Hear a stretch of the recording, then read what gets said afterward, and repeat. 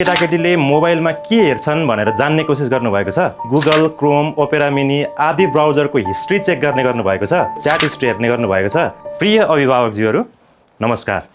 आजभोलि हाम्रा बच्चाका लागि इलेक्ट्रोनिक ग्याजेट विशेष गरी मोबाइल फोन एउटा ठूलो समस्या अनि शिक्षक र अभिभावकका लागि चुनौती बनेको छ। यतिसम्म कि खाना खाँदै गर्दा होस् या टोयलेट जाँदा उनीहरूलाई मोबाइल नभई हुँदैन। स्कुलबाट घर पुग्न साथ झोला फालेर उनीहरू खाजाभन्दा पहिला मोबाइल माग्छन्। तपाईहरु पनि दिनभरिको कामले थकित हुनुभएको हुन्छ या कुनै न कुनै घरायसी काममा व्यस्त। मोबाइल दिन प्रतिकार गरेर झगडा निम्त्याउनु भन्दा चुपचाप मोबाइल दिनुहुन्छ। यति गरी अभिभावक र बच्चा दुवैलाई केही छिनको लागि भए पनि आनन्द प्राप्त हुन्छ। तर कहिलेकाहीँ आफ्ना केटाकेटीले मोबाइलमा के हेर्छन् भनेर जान्ने कोसिस गर्नुभएको छ। कहिलेकाहीँ उनीहरूले चलाएपछि गुगल, क्रोम, ओपेरा मिनी आदि ब्राउजरको हिस्ट्री चेक गर्ने गर्नुभएको छ। मेसेन्जर, इन्स्टाग्राम, स्न्यापच्याट, व्हाट्सएप आदिको च्याट हिस्ट्री हेर्ने गर्नुभएको छ। बिहान उठ्न किन अल्छी गर्छन् बुझ्नु भएको छ।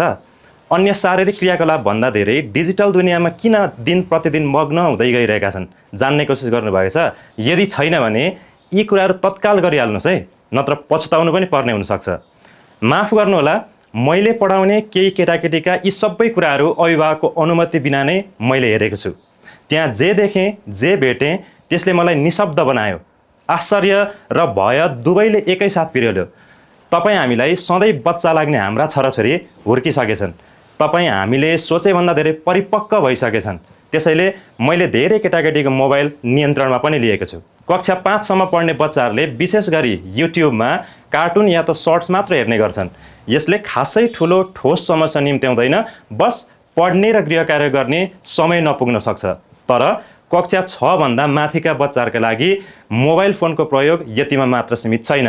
मैले भेटेका केही तथ्यहरू तपाईहरुलाई सुनाउँछु, ध्यान दिएर सुन्नुहोस् है। 1 नम्बर, कतिपयले मोबाइलमा अनलाइन गेम खेलिरहेका हुन्छन् जसमा कुनै एउटा स्टेज पार गर्न या स्टार किन्न भन्ने नाउँमा सीमित रकम चाहिने हुन्छ, जसका लागि उनीहरू तपाईहरुकै खल्तीबाट पैसा चोर्न सुरु गर्छन् र बिस्तारै उनीहरुमा क्रिमिनल बिहेभियर डेभलप हुन थाल्छ।